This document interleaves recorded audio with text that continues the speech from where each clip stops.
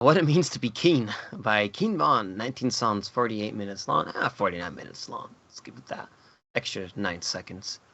Keen Von, we've have we reviewed Keen Von? I'm pretty sure we've Well, reviewed. King Von, it's an interesting story because King Von's first project essentially, no, I want to say "Welcome to O Block" was the song that came out in 20 was the album that came out in 2020. You had Yeah. some mixtapes out before then, Grandson Volume One, Levon James, but "Welcome to O Block" came out, and then you had like a week later after that album dropped, King Von Oh, was shot and killed. that's right. Yeah.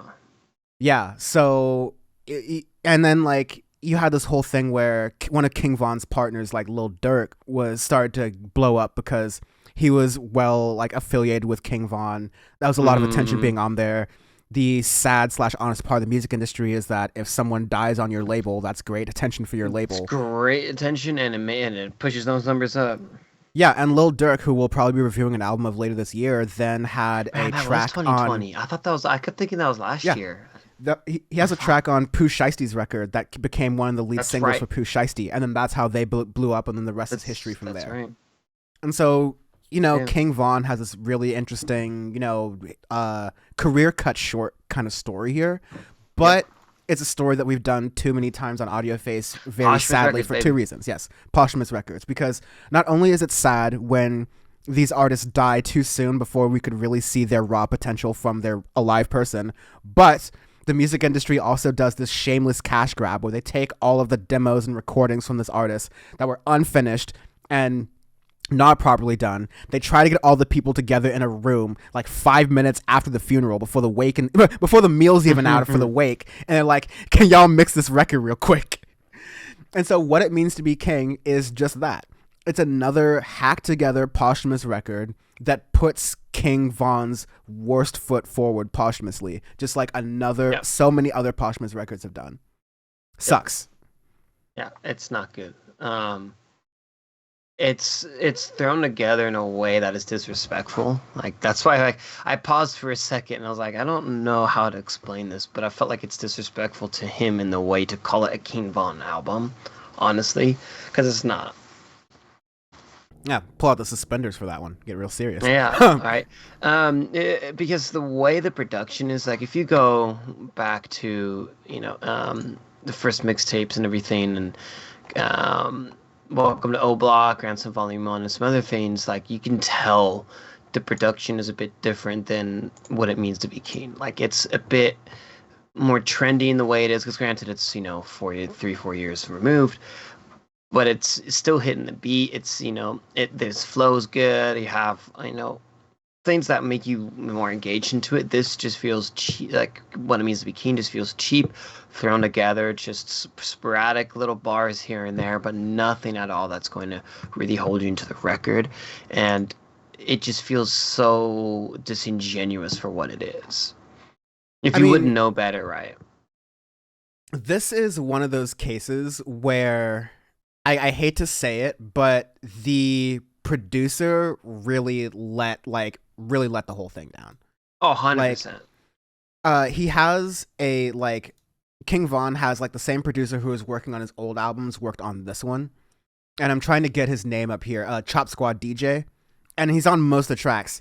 It just doesn't hold up the way it needs to, which is why no wonder the only song I liked on here was the lead single "Don't Play That," produced by Kid Hazel.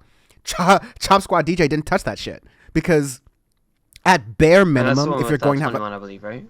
yes, Yeah. at bare minimum, track four, at bare minimum, if Yeah. you're going to have a posthumous release, that shit production wise better be banging. Like It has to lyrics be. removed, Yeah. it has to be banging, right? Yeah. Because like this homie's dead. Like You I got want to nothing get. left. I now need to once again get out of the music thing and just go out of a basic respect your friend. Don't Yeah. put your friend's beats that he can't rap over or edit over. Don't put him over trap. Don't put him over bad beats. All right, because then no matter how good King Von's raps are, and unfortunately they aren't that great either, it's even worse because the production just doesn't hold up to it. I keep listening to this, and I'm going back to Sean's comment of like, what in the Fisher Price is this? Like, These are cheap Like ass like example, Ace on Too Real. It's like straight Fisher Price. Like it's just so bad the way the production sounds and everything. I'm like, God damn, man.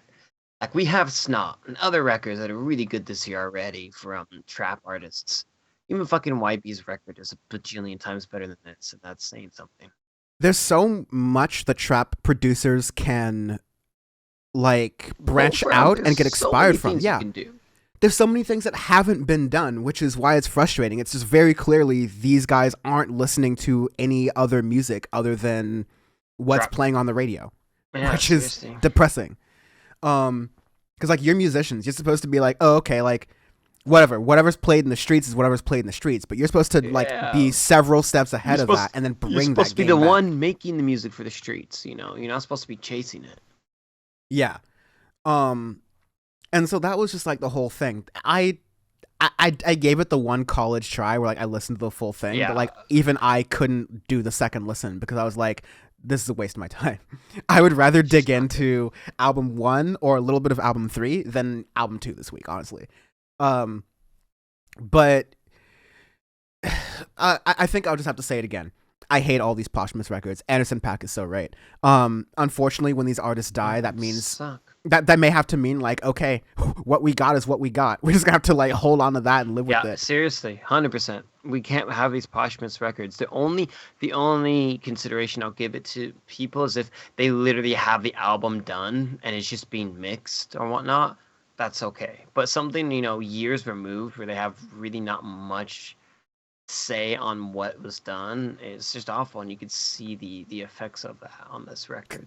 Because on the one hand, maybe King Von or like whoever, it's not like maybe King Von would have said, no, all these beats are trash, make them better. It's not like he would have been the person to do that, but it feels worse when you drop the ball on your dead friend's album.